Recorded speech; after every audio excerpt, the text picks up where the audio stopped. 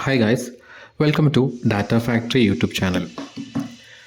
ഇത് data visualisation സീരീസിലെ രണ്ടാമത്തെ വീഡിയോ ആണ്. ആദ്യത്തെ വീഡിയോയിൽ നമ്മൾ ഇൻട്രൊഡക്ഷൻ ആയിരുന്നു ചെയ്തത്. എന്താണ് ഡാറ്റ വിഷ്വലൈസേഷൻ, എന്തൊക്കെ ടൂളുകളാണ് വിഷ്വലൈസേഷൻ ചെയ്യാനായിട്ട് നമുക്കുള്ളത് എന്ന കാര്യങ്ങളൊക്കെയാണ്. അപ്പോൾ ആ വീഡിയോ കണ്ടിട്ടില്ലെങ്കിൽ നിങ്ങൾ ആ വീഡിയോ കാണുക, എന്നിട്ട് ഈ വീഡിയോ കാണാൻ ശ്രമിക്കുക.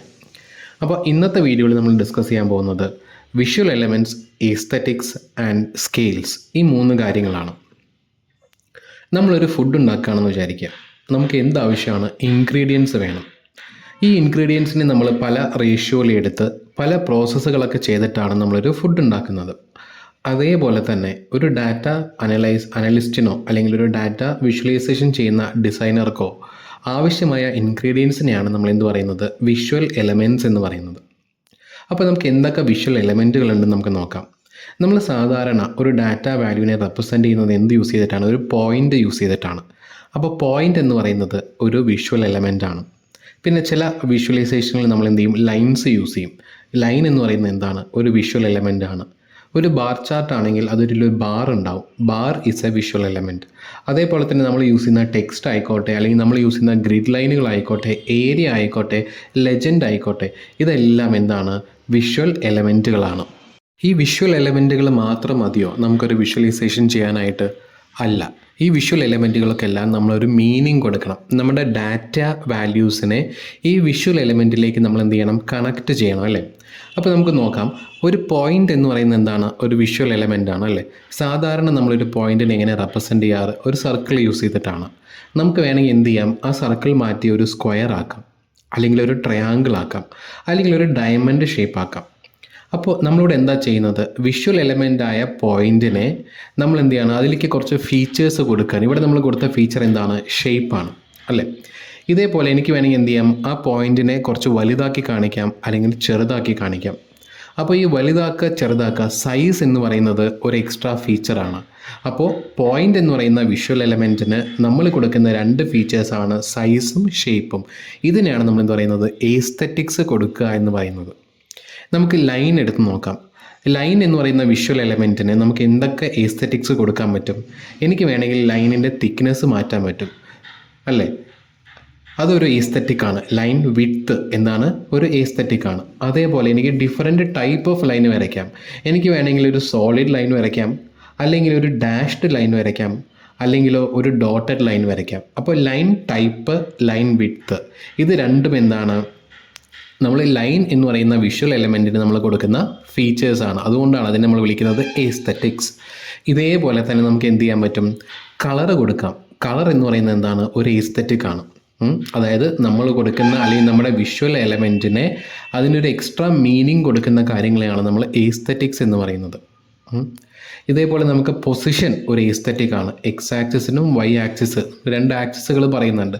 ഇത് രണ്ടും എന്താണ്? പൊസിഷനാണ്. പൊസിഷൻ എസ്തെറ്റിക്കാണ്, അല്ലേ? അതേപോലെ തന്നെ നമ്മൾ യൂസ് ചെയ്യുന്ന ടെക്സ്റ്റ്, എക്സിനും വൈക്കും നമ്മൾ എന്ത് ചെയ്യുന്നു? ലേബിൾസ് കൊടുക്കുന്ന, അല്ലെങ്കിൽ നമ്മൾ എന്ത് ടെക്സ്റ്റ് യൂസ് ചെയ്താലും ടെക്സ്റ്റിന് നമുക്ക് ഫോണ്ട് നമുക്ക് മാറ്റാൻ പറ്റും. ഫോണ്ട് ഫാമിലികളുണ്ട്, അല്ലേ? ഫോണ്ട് സൈസ് ഉണ്ട്. അപ്പോൾ ഇതെല്ലാം എന്താണ്? എസ്തെറ്റിക്കുകളാണ്. നമ്മൾ കോമൺലി ഈ 6 എസ്തെറ്റിക്കുകളെ പറ്റിയാണ് കൂടുതലും പറയാറുള്ളത്. പൊസിഷൻ, സൈസ്, ഷേപ്പ്, കളറ്, അതുപോലെ ലൈൻ വിഡ്ത്തും ലൈൻ ടൈപ്പും. ഒരു ഡാറ്റ വിഷ്വലൈസേഷൻ എന്ന് വെച്ചാൽ എന്താ? ഡാറ്റ വാല്യൂസിനെ എടുത്ത് നമ്മളൊരു വിഷ്വൽ റെപ്രസെൻറ്റേഷനാക്കി മാറ്റുന്ന പ്രോസസ്സിനെയാണ് നമ്മൾ ഡാറ്റ വിഷ്വലൈസേഷൻ എന്ന് പറയുന്നത്. അപ്പോൾ ഇവിടെ വിഷ്വൽ എലമെൻറ്റുകളുണ്ട്, അതിന് കുറച്ച് എസ്തെറ്റിക് വാല്യൂസും ഉണ്ട്. പക്ഷേ ഇവിടെ ഡാറ്റ എവിടെ? അപ്പോൾ ഡാറ്റ വാല്യൂസിനെ നമ്മുടെ എസ്തെറ്റിക് വാല്യൂ, അതായത് നമ്മുടെ വിഷ്വൽ എലമെൻറ്റിലെ എസ്തെറ്റിക് വാല്യൂസിലേക്ക് നമ്മൾ മാപ്പ് ചെയ്യുന്ന പ്രോസസ്സിനെ വിളിക്കുന്ന പേരാണ് എസ്തെറ്റിക് മാപ്പിംഗ്.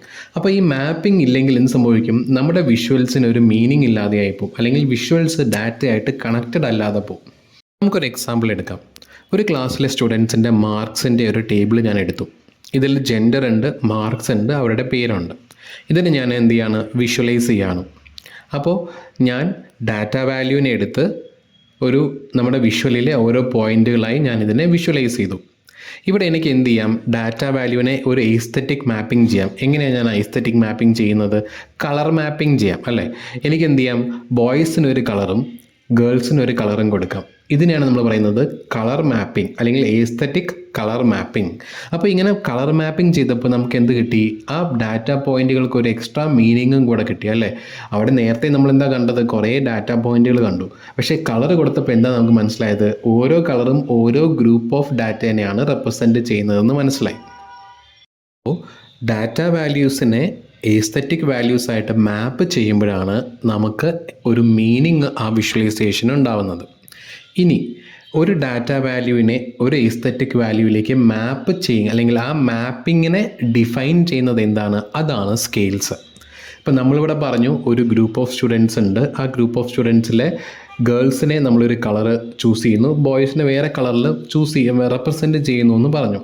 ഇതിൽ നമ്മൾ ഡിഫൈൻ ചെയ്യണം ബോയ്സിന് ഗ്രീൻ കളർ, ഗേൾസിന് വേറെ കളർ എന്ന് പറഞ്ഞ് നമ്മൾ ഡിഫൈൻ ചെയ്ത് കഴിഞ്ഞാൽ അതിനെയാണ് നമ്മൾ സ്കെയിൽസ് എന്ന് പറയുന്നത്. അപ്പോൾ ഡാറ്റ വാല്യൂസിനെ എസ്തെറ്റിക് വാല്യൂസിലേക്ക് അല്ലെങ്കിൽ നമ്മുടെ വിഷ്വൽ എലമെൻറ്റിലേക്ക് നമ്മൾ മാപ്പിംഗ് ചെയ്യുമ്പോൾ ആ ഓരോ മാപ്പിങ്ങിനെയും ഡിഫൈൻ ചെയ്യുന്നത് ആരാണ്? സ്കെയിൽസ് ആണ്. നമ്മുടെ എക്സാമ്പിളിൽ നമുക്ക് വേണമെങ്കിൽ ബോയ്സിൻ്റെ പോയിൻറ്റ്സിനെയൊക്കെ നമുക്ക് സ്ക്വയർ ഷേപ്പിൽ നമുക്ക് റെപ്രസെൻറ്റ് ചെയ്യാം.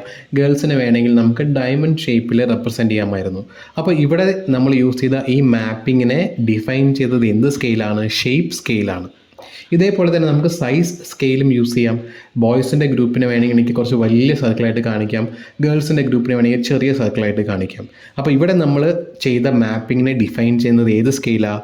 സൈസ് സ്കെയിലാണ്. ഈ ഒരു ഗ്രാഫ് നോക്കാം. ഈ ഒരു ഗ്രാഫ് നമ്മൾ പ്ലോട്ട് ചെയ്തേക്കുന്നത് ഒരു 4 റീജിയനിലെ ടെമ്പറേച്ചർ വേരിയേഷൻസ് ആണ് through out the year. Okay, അപ്പോൾ ഇവിടെ 4 ഡിഫറെൻറ്റ് റീജിയൻസ് ഉണ്ട്. ആ റീജിയൻ എന്ന് പറയുന്ന കോളത്തിൽ 4 ഡിഫറെൻറ്റ് വാല്യൂസ് ഉണ്ട്. ഈ 4 ഡിഫറെൻറ്റ് വാല്യൂസിനെ നമ്മൾ എന്താ ചെയ്തിരിക്കുന്നത്? കളർ മാപ്പിംഗ് ആണ് ചെയ്തിരിക്കുന്നത് അല്ലെ? 4 റീജിയനിനും 4 യുണീക്ക് ആയിട്ടുള്ള ഡിഫറെൻറ്റ് കളേഴ്സ് നമ്മൾ ചൂസ് ചെയ്തിട്ടുണ്ട്. അപ്പോൾ നമ്മളിവിടെ യൂസ് ചെയ്ത സ്കെയിൽ ഏതാ?